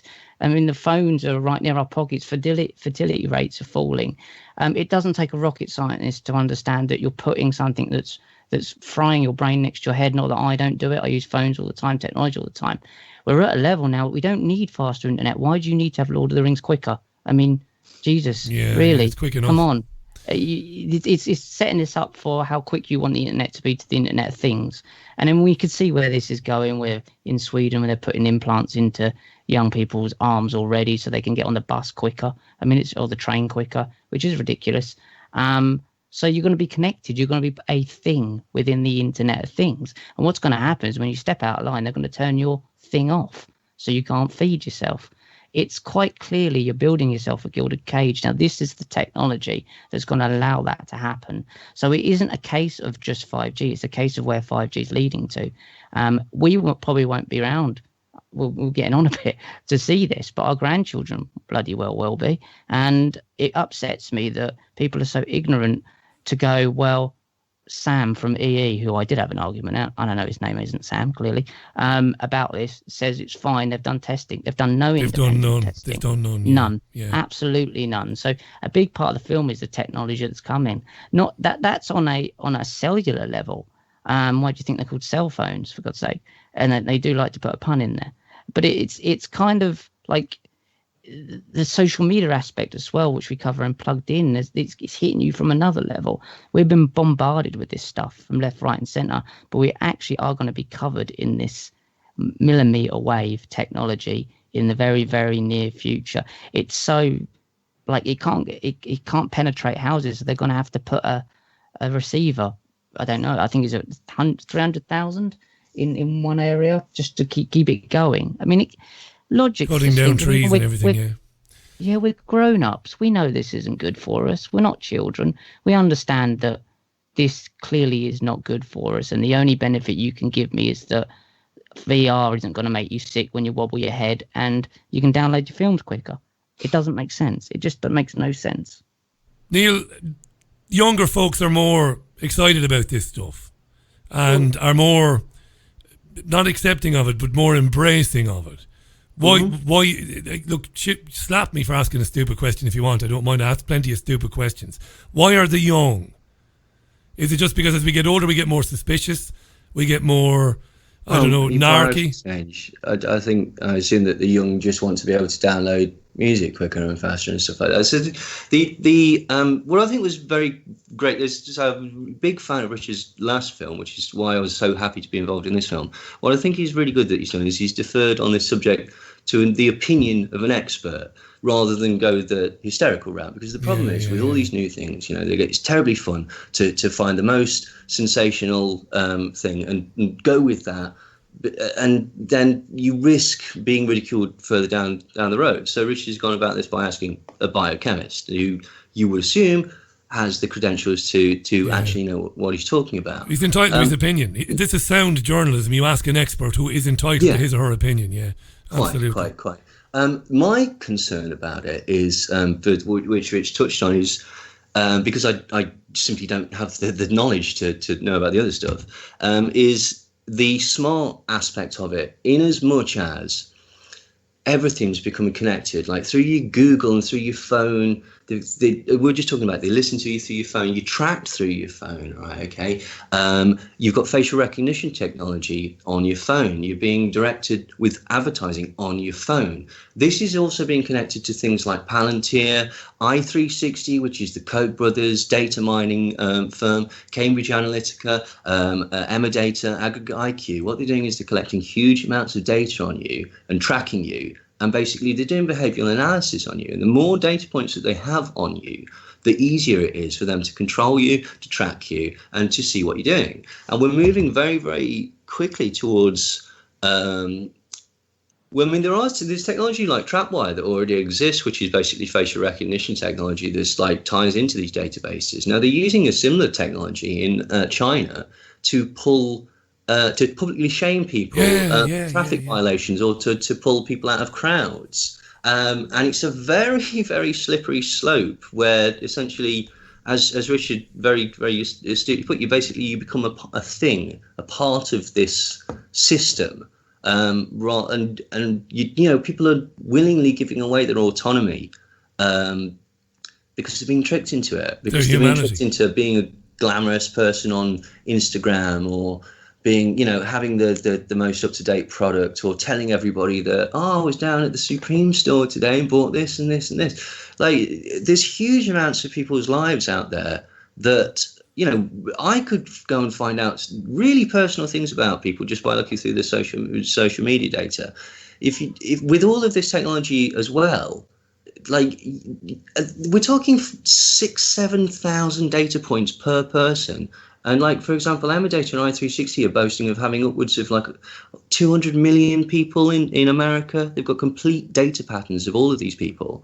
And by that, you know, you're far more easily manipulated. For example, Richie, if I know that you like punk music and I pull up in a car playing punk music, you'll probably go, oh, this guy's pretty sound. I'll listen to what he's going to say. Incredibly glib example. Oh, but yeah, I get it. You know, that's how marketing works on a very basic level. The film, guys, I can't wait to see this. I hope it's going to show in a theatre near me or somewhere I can drive to, because I'm looking forward. I really am. I watched the trailer today. I'm going to tweet it out. It's Extreme Danger, Extreme Hypnosis, directed by Richard Willett. Richard is a documentary filmmaker. He's a journalist and he's a podcast host as well. Very respected. Neil Sanders, mindcontrol.com. You know all about Neil. He's been on the programme many times talking about these issues and more. The film features Jonathan Royle as a presenter, delving into how we're being mind controlled and hypnotised on a daily basis, but the world over. The techniques used to control us through the media and beyond. It's absolutely brilliant. We've got about 2.5 minutes left on this, so if you guys want to kind of have the final word there between you, but I wish you all the success in the world with the film, because I really think you're doing incredibly valuable work, and production values, you know, your own credentials, unimpeachable.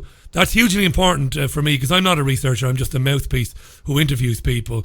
It's a joy to meet people with proper credentials and who do it properly, and I really mean that. So I'm going to give you the final word, both of you, Richard and Neil, and we'll wrap it up today. Extreme Danger, Extreme Hypnosis.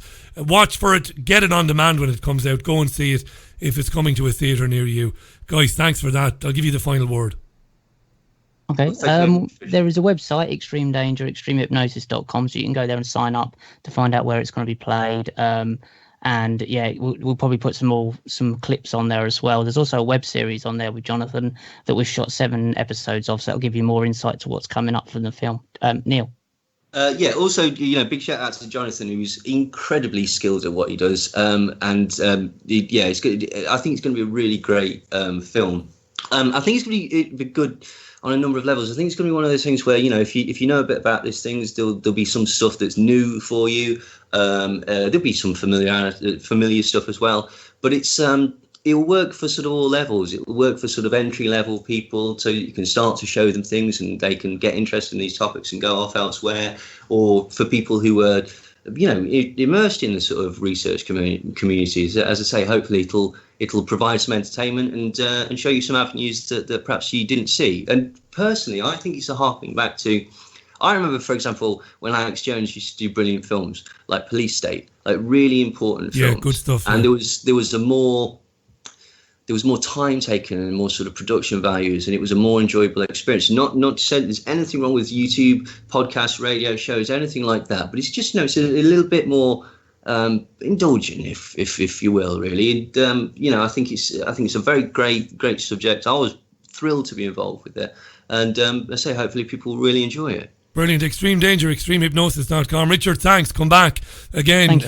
Great to have you back again. Good luck with the film. I'm sure it'll be a huge success. And Neil, thanks for you contributing to the film and coming on and talking about these subjects with us, as you do so often. Cheers, guys. All the very best, and we'll speak again real soon. Cheers, buddy. And bye for now. Thanks again. Neil Sanders and Richard Willett on the line to us there, talking about Extreme Danger, Extreme Hypnosis, which will be out in September. Go to Extreme Danger, extremehypnosis.com. Check it out. Brilliant stuff. Hugely important area of research, this, and one that I'm as fascinated by as anything else. I really love listening to guys like those, and I love contemplating these issues, the hypnosis, the mind control that we're subjected to from the time we leave the house, from the time we get up, maybe before we leave the house, until we go to sleep, and even beyond that. So great stuff. That's it for the programme. Thanks to the guys again. Brilliant. And a big shout out to Professor Julian Petley from Brunel University, speaking to me earlier on about journalism and freedom of the press in the UK and beyond. I'll be with you again tomorrow morning at 9:30 for the newspaper review. I'm not sure about tomorrow afternoon. I did say this yesterday because there'll be a lot of noise around the mid to late afternoon here tomorrow. And there isn't anything I can do about that. And I can't go somewhere else to broadcast the programme. So I don't know. We'll see how it pans out tomorrow. But I will be with you for the newspaper review tomorrow morning at 9:30. Until then, look after yourselves and one another. Going out with the Kings of Leon. I don't know why I chose this, you see. Some sort of mind control going on there, maybe. All right. This is lovely. See you tomorrow. Have a great rest of your Wednesday, wherever you happen to be in the world. Bye for now. Bye.